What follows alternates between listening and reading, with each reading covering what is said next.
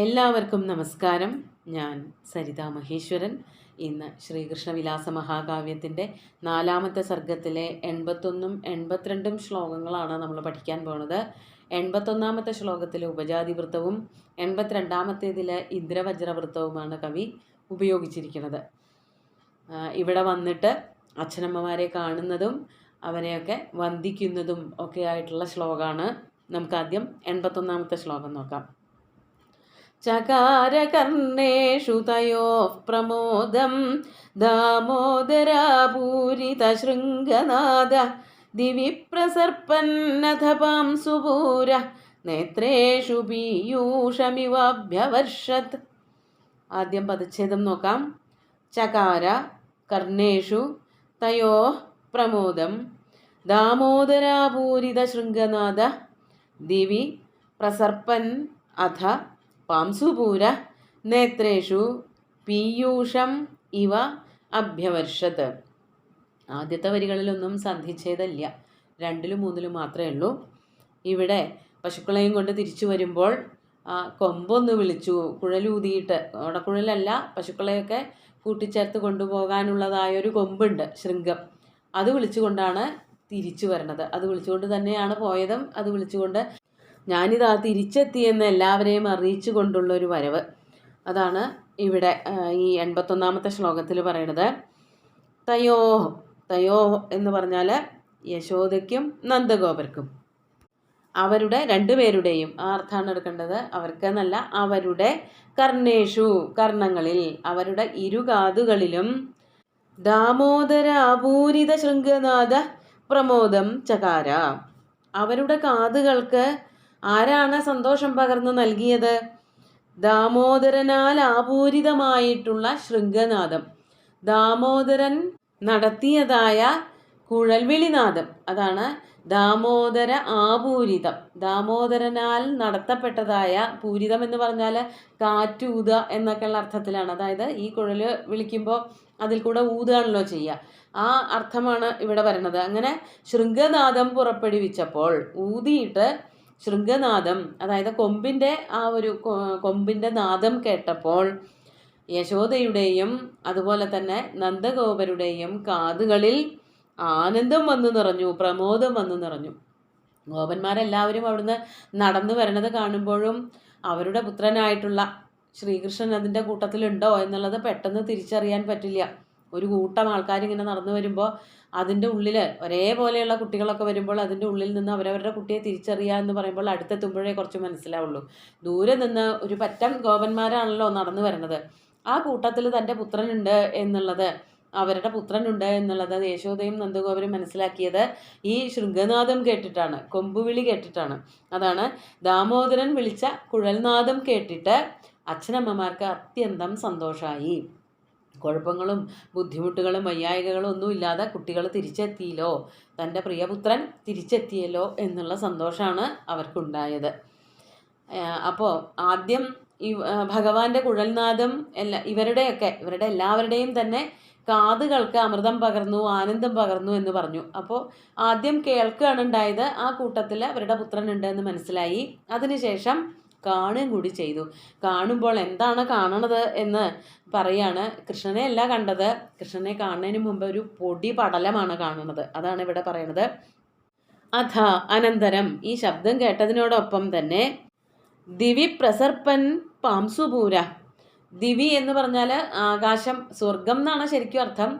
സ്വർഗം എന്ന് അർത്ഥം എടുക്കണമെന്നില്ല. ആകാശം വരെ പടർന്ന് പൊങ്ങിയതായ, ആകാശത്തേക്ക് വരെ പൊങ്ങിപ്പരന്നു പോയതായ പാംസുപൂര, പാംസുവിൻ്റെ പൂരം. പാംസു എന്ന് പറഞ്ഞാൽ പൊടി, പാംസുപൂര പൊടി പടലം. അതായത് 1-2 പേരൊന്നും അല്ലല്ലോ വരണത്, നിറച്ച് പശുക്കൾ, നിറച്ച് കുട്ടികൾ, അവരെല്ലാവരും കൂടിയിട്ട് തിമർത്ത് നടന്നു വരുമ്പോൾ ഭൂമിയിലെ പൊടി ആകെ പൊന്തിപ്പരക്കും. ആ പൊന്തിപ്പരക്കലിനെയാണ് ഇവിടെ വർണ്ണിക്കുന്നത്. അങ്ങനെ പൊന്തിപ്പറന്നതായിട്ടുള്ള ഈ പരാഗങ്ങൾ, പാംസുപൂരം, നേത്രേഷു പീയൂഷം ഇവ അഭ്യവർഷത്, കണ്ണുകളിൽ പീയൂഷം എന്ന പോലെ വർഷിച്ചു. കണ്ണുകളിലൊക്കെ പൊടി കയറി. ഇവരുടെ എല്ലാവരുടെയും വരവ് കൊണ്ടുണ്ടായതായ ഈ പൊടിയുണ്ടല്ലോ, മണ്ണ്, അതായത് പൊന്തി പറക്കുന്നതായിട്ടുള്ള പൊടി, ആ പൊടി ഇവരുടെ കണ്ണിലേക്കാണ് കയറിയത്. ഗോപന്മാരുടെയും അതുപോലെ തന്നെ നന്ദഗോപരുടെയും യശോദയുടെയൊക്കെ കണ്ണിലേക്ക് പൊടി കയറിപ്പോയി എങ്കിലും ആ പൊടി കയറിപ്പോയത് കൊണ്ടുണ്ടായ ആനന്ദം, അതായത് പൊടി എന്നുള്ളത് കണ്ണിന് അമൃതം പോലെയായിരുന്നു, കണ്ണിന് ഏറ്റവും സുഖകരമായി തീർന്നു. അമൃതം എന്ന് പറയുന്നത് സുഖം നൽകുന്ന വസ്തുവാണ്. ഇവിടെ എങ്ങനെയാണ് സുഖമുണ്ടായത്? അവരുടെ കുട്ടികൾ തിരിച്ചെത്തി എന്നുള്ളതിൻ്റെ ആനന്ദം. പൊടി പൊന്തി പറന്നു വന്നത് അമൃതവർഷം പോലെ അവരെല്ലാവരും സ്വീകരിച്ചു. അവർക്കെല്ലാവർക്കും സുഖം നൽകി. ഗോപന്മാർക്കും അതുപോലെ തന്നെ യശോദാനന്ദന്മാർക്കും ഏറ്റവും അധികം ആനന്ദമുണ്ടായി എന്നർത്ഥം. അതാണ് ഈ ഒരു ശ്ലോകത്തിൻ്റെ അർത്ഥം. നമുക്ക് അടുത്ത ശ്ലോകം കൂടി നോക്കാം. 82ാമത്തെ ശ്ലോകം നോക്കൂ. തൗ ധൂസരാംഗൗ രജസാ കുമാരൗ ഗത്വാ സനന്ദഃ പരിരഭ്യ ഗാഢം ആത്മാനമാനന്ദസമുദ്രമഗ്നം നാലം സമുദ്ധർത്തുമഭൂൻ മുഹൂർത്തം. ആദ്യം പദച്ഛേദം നോക്കാം. തൗ ധൂസരാംഗൗ രജസാ കുമാരൗ ഗത്വാ സനന്ദഃ പരിരഭ്യ ഗാഢം ആത്മാനം ആനന്ദസമുദ്രമഗ്നം ന അലം സമുദ്ധർത്തും അഭൂത് മുഹൂർത്തം. അവസാനത്തെ വരിയിൽ ശ്രദ്ധിച്ച് നോക്കാനുണ്ട്. ന അലം അതാണ് നാലം, സമുദ്ധർത്തും അഭൂത് മുഹൂർത്തം. ത എന്നുള്ളത് മാ എന്നുള്ളത് അപ്പുറത്ത് നിൽക്കുമ്പോൾ ന എന്നായി പോകുന്നതാണ്. ഇവിടെ എന്താണ് പറയണത്? കുട്ടികളെ കണ്ടപ്പോൾ സന്തോഷം സഹിക്കാൻ വയ്യാതെ നന്ദഗോപര് അങ്ങോട്ട് ഓടിച്ചെല്ലാണ്. അതാണ് ഇവിടെ പറയണത്. സനന്ദ, ആ നന്ദഗോപര് രജസ ധൂസരാംഗൗ തൗ കുമാരൗ പരിരഭ്യ ഗാഠം പരിരഭ്യ സനന്ദ ഗത്വ, ആ നന്ദഗോപര് അങ്ങോട്ട് ചെന്നിട്ട്, അതായത് കാട്ടിൽ നിന്ന് തിരിച്ചു വരുന്നതായ ഗോപകുമാരന്മാർ എല്ലാവരും ഉണ്ട്. അതിൽ പ്രത്യേകിച്ച് തൻ്റെ കുടുംബത്തിൽ തൻ്റെ മക്കളായിട്ട് വളരുന്നവരായ 2 കുമാരന്മാരെ, അതാണ് ഗത്വ തൗ കുമാരൗ, ആ 2 കുമാരന്മാരെ. 2 കുമാരന്മാർക്ക് പ്രത്യേകം ഒരു വിശേഷണം കൊടുക്കേണ്ട. ധൂസരാംഗൗ, ധൂളി ധൂസരാംഗൗ, ധൂസരാംഗന്മാരെന്ന് വെച്ചാൽ പൊടി പുരണ്ട ശരീരത്തോട് കൂടിയിട്ട്. ആരും അവിടെ വെറുതെ ഇരിക്കുന്നതായിരുന്നില്ല. പോയത് മുതൽക്ക് കളിയും മണ്ണിൽ പെരളലും ഒക്കെ ആയിരുന്നല്ലോ. അങ്ങനെ അതൊക്കെ കഴിഞ്ഞ് തിരിച്ചു വരുമ്പോൾ മേലാസകലം പൊടിയിൽ മുങ്ങി കുളിച്ച് അങ്ങനെയാണ് അവരുടെ വരവ്. എന്നിട്ടും അതൊന്നും അച്ഛനമ്മമാർക്കൊരു വിഷയമേ അല്ല. മക്കളോടുള്ള വാത്സല്യം അങ്ങനെ വല്ലാതെ ആധിക്യത്തിൽ ഇങ്ങനെ വന്നു നിൽക്കുമ്പോൾ അവിടെ പൊടിയാണോ ചെളിയാണോ എണ്ണയാണോ വെള്ളമാണോ എന്നുള്ളതൊന്നും നോക്കാറില്ല. അങ്ങനെ ചെന്നിട്ട് ധൂസരാംഗവും കുമാരവും, ആ 2 കുമാരന്മാരെയും ഗാഠം പരിരഭ്യ അമർത്തി അങ്ങോട്ട് കെട്ടിപ്പിടിച്ചു. കുറേ നേരമായിട്ട്, അതായത് ആദ്യമായിട്ടാണ് ഇവിടുന്ന് പോണത്. ഈ കുട്ടികളെ ഇത്ര നേരം കാണാതെ ഇരുന്നിട്ടില്ല നന്ദഗോപര്. അതുകൊണ്ടുള്ള ഒരു ഉത്കണ്ഠയും കൂടി ഉണ്ടായിരുന്നു. അതൊക്കെ തീർക്കണ രീതിയിൽ കെട്ടിപ്പിടിച്ചൊന്ന് ആശ്വസിക്കാൻ വേണ്ടിയിട്ട്. കെട്ടിപ്പിടിക്കാൻ പോകുന്നവർ സ്വയം ആശ്വസിക്കാൻ വേണ്ടിയിട്ടാണ് കെട്ടിപ്പിടിക്കുന്നത്. അതായത് മറ്റുള്ളവർക്ക് സുഖം കൊടുക്കുക എന്നുള്ളത് ഉണ്ടാവുമായിരിക്കും. അതിലപ്പുറം അവരവരുടെ മനസ്സിൻ്റെ ഒരു സുഖത്തിന് വേണ്ടിയിട്ടാണ് മക്കളെ ആയാലും തൻ്റെ പ്രിയപ്പെട്ട സഹോദരങ്ങളെ ആയാലും അല്ലെങ്കിൽ ഭർത്താവിനെയോ ഭാര്യയോ അച്ഛനെയോ അമ്മയോ ഒക്കെ കെട്ടിപ്പിടിക്കുന്നത് സ്വയം സന്തോഷം കിട്ടുന്നതിന് വേണ്ടിയിട്ടാണ്. അപ്പോൾ നന്ദഗോപരുടെ മനസ്സിലുള്ളതായിട്ടുള്ള ആധി മുഴുവനും ഇവരുടെ സ്പർശത്തോട് കൂടിയിട്ട് കളയാൻ വേണ്ടിയിട്ട് 2 പേരെ അങ്ങോട്ട് അമർത്തി ചേർത്ത് പിടിച്ചു. അതാണ് ഉണ്ടായത്.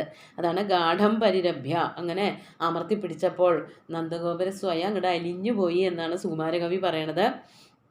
ആനന്ദ സമുദ്രമഗ്നം ആത്മാനം മുഹൂർത്തം സമുദ്ധർത്തും നാലം അഭൂത്.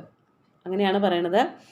ആനന്ദ സമുദ്രമഗ്നം ആത്മാനം, ആനന്ദ സമുദ്രത്തിൽ ആറാടിയവനായ, ആനന്ദ സമുദ്രത്തിൽ മുങ്ങിപ്പോയവനായ തന്നെ ആത്മാനം അവരവരെ മുഹൂർത്തം സമുദ്ധർത്തും, മുഹൂർത്തം ഒരു നിമിഷ നേരത്തേക്ക് പോലും പൊക്കിക്കൊണ്ടുവരാൻ, അതായത് ഒരു നിമിഷം അലിഞ്ഞങ്ങോട്ട് പോയി. ഇവരുടെ സ്പർശം കൊണ്ട് അവരെ കെട്ടിപ്പിടിച്ചതോട് കൂടിയിട്ട് നന്ദഗോപര് ആനന്ദ സമുദ്രത്തിൽ അങ്ങോട്ട് ആറാടി എന്നാണ് പറയണത്. അതുകൊണ്ട് ആ ഒരു സന്തോഷമാകുന്ന സമുദ്രത്തിൽ മുങ്ങിപ്പോയ തന്നെ അവിടെ നിന്ന് പൊക്കിക്കൊണ്ടുവരുവാൻ അല്പനേരത്തേക്ക് അദ്ദേഹത്തിന് ആയില്ല. തന്നെ അവിടെ നിന്ന്, അതായത് ആ പിടിവിടുവിക്കാൻ കുറച്ച് നേരം പിടിച്ചു. കുട്ടികളുടെ സ്പർശം കൊണ്ടുണ്ടായ ആനന്ദത്തിൽ നിന്ന് കുതറി മാറാൻ നന്ദഗോപർക്ക് ഒട്ടും സാധിച്ചില്ല, ഒട്ടും വേണമെന്നും തോന്നിയില്ല. അങ്ങനെ തന്നെ കുറച്ച് നേരം കെട്ടിപ്പിടിച്ച് നിന്നു. ആനന്ദസാഗരത്തിൽ, നല്ല വലിയൊരു കുളത്തിലോ അല്ലെങ്കിൽ വലിയൊരു തടാകത്തിൽ അല്ലെങ്കിൽ കടലിലൊക്കെ മുങ്ങുമ്പോൾ മുങ്ങിയിട്ട് പൊങ്ങി വരാൻ കുറച്ച് നേരം പിടിക്കുമല്ലോ. ആണ്ട് മുങ്ങിപ്പോവാന്ന് വെച്ചാൽ മനസ്സ് മുഴുവനും അവരിലേക്ക് അങ്ങോട്ട് അർപ്പിച്ചു പോയി. പിന്നെ അവിടെ നിന്ന് പുറത്തേക്ക് വരാൻ കുറച്ച് നേരത്തേക്ക് സാധിച്ചില്ല. അതാണ് നാലം അഭൂത്. തന്നെ പൊക്കിക്കൊണ്ടുവരുവാൻ നന്ദഗോപർക്ക് പറ്റിയില്ല. അതായത് കുറച്ച് നേരം അവരെ കെട്ടിപ്പിടിച്ച് അങ്ങനെ ആനന്ദിച്ച് നിന്നു എന്നർത്ഥം. കുറച്ച് നേരത്തെ വേർപാടിൻ്റെ ഒരു അസ്വസ്ഥതയോ ഉത്കണ്ഠയോ ഒക്കെ ആ കെട്ടിപ്പിടുത്തത്തിൽ കൂടെ മാറി എന്നാണ് കവി വർണ്ണിക്കുന്നത്. നമുക്ക് ശ്ലോകങ്ങൾ ഒന്നുകൂടി ചൊല്ലി നോക്കാം. ചകാരകർണേഷു തയോഃ പ്രമോദം ദാമോദരാപൂരിതശൃംഗനാദ ദിവി പ്രസർപ്പന്നഥ പാംസുപൂരോ നേത്രേഷു പീയൂഷമിവാഭ്യവർഷത് തൗ ധൂസരാംഗൗ രജസാ കുമാരൗ ഗത്വാ സനന്ദഃ പരിരഭ്യ ഗാഢം ആത്മാനമാനന്ദസമുദ്രമഗ്നം നാലം സമുദ്ധർത്തുമഭൂന്മുഹൂർത്തം. ആദ്യത്തെ ശ്ലോകത്തിൽ എടുത്തു പറയുന്നുണ്ട് രജസാധൂസരാംഗവും. രജസ് എന്ന് പറഞ്ഞാലാണ് പൊടി, മണ്ണ്. അതിൽ മുഴുവനും മുങ്ങിപ്പോയ ശരീരം ഇങ്ങനെ ചുവന്നു തുടുത്തവരായിട്ടുള്ളവർ, അതായത് പൊടി പുരളുമ്പോഴാണ് അങ്ങനെ ഒരു നിറം വരണത്. അങ്ങനെയുള്ള രണ്ട് കുമാരന്മാരായിട്ടാണ് അവർ ഇവിടുന്ന് പോയ പോലെ കുളിച്ച് വൃത്തിയായിട്ടൊന്നുമല്ല തിരിച്ചു വരുന്നത്. പൊടിമണ്ണിൽ ഇങ്ങനെ മുങ്ങി കുളിച്ചിട്ടാണ്. അങ്ങനെയുള്ള കുമാരന്മാരായിട്ടും പുത്രന്മാരായിട്ടും അവരുടെ ശരീരത്തിൽ അവരുടെ ഒട്ടി നിൽക്കാൻ അല്ലെങ്കിൽ അവരെ കെട്ടിപ്പിടിക്കാൻ നന്ദഗോപർക്ക് ഒരു മടിയുണ്ടായില്ല. ആ പുത്രവാത്സല്യം നമുക്കിവിടെ നിന്ന് വളരെ വ്യക്തമായിട്ട് വായിച്ചെടുക്കാം. സുന്ദരമായിട്ടുള്ള 2 ശ്ലോകങ്ങളും ഭഗവാന്റെ കാൽക്കൽ അർപ്പിച്ചുകൊണ്ട് ഗുരുവായൂരപ്പനെ സാഷ്ടാംഗം നമസ്കരിച്ചുകൊണ്ട് എല്ലാവർക്കും ശുഭദിനം നേർന്നു നിർത്തട്ടെ. നന്ദി.